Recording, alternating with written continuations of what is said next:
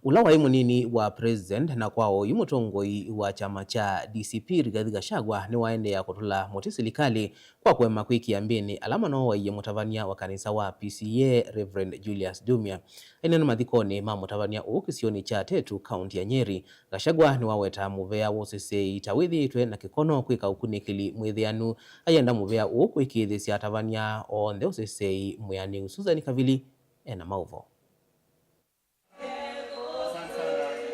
Ula munini wa Musumbi Rigathi Gachagua noendeea nokosoa serikali kwa kuselesia kwiki wambini kwa alama ya kunanua na kumumia thayo mutavanya Julius Dumia ainena kabindani kala ivikite mathikoni ma mutavanya Dumia sub county ya Tetu county ya Nyeri. Ndongo hii ya chama cha DCP ni elesia kulia kwani wani muvea wa muwa wanthi aiweta kana muvea unu ulelete wiani na kukule serikali niki ikililia ukunikili o bona damu ya mchungaji imemwagika, muko menawe sema chochote.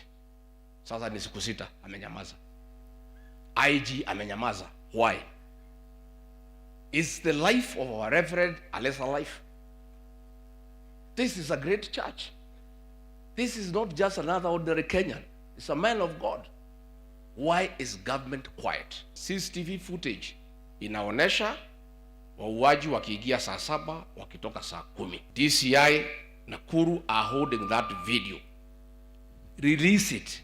Familia na kanisa na Wakenya waone, alafu muendelee na uchunguzi. Na kwa sababu Waswahili husema kimebacho kikivunja ni nafuu kwa mchukuzi.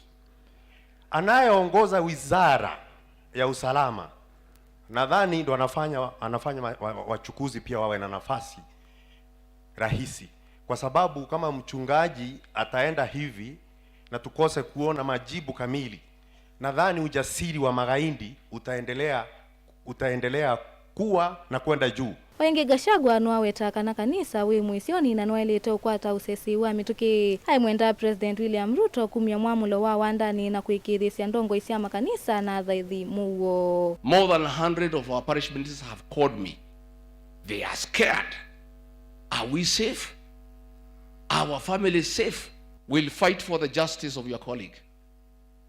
We'll shout from the rooftop until Mama Esther and her children and the church gets justice. A man is not a chicken. Mutu hapana kuku, hapana mbuzi, ati anauawa tu holela. Alafu mnaenda mnashika watu wawili wale walikuwa na simu yake na wenye kumuua bado kamatwa. Ndongo ya chama cha DAP-K Eugene Wamalwa na ulevi kite cha thiniki numia weta no kukwatikana kwa aki kwe mutavanya Dumia aithingilela kana Africa ndisa kuendea kutemuo. Reverend Dumia did not die a normal death. He was murdered. And indeed, this is a murder most foul. So we are here not just to stand with the family, with the church, but to demand for justice.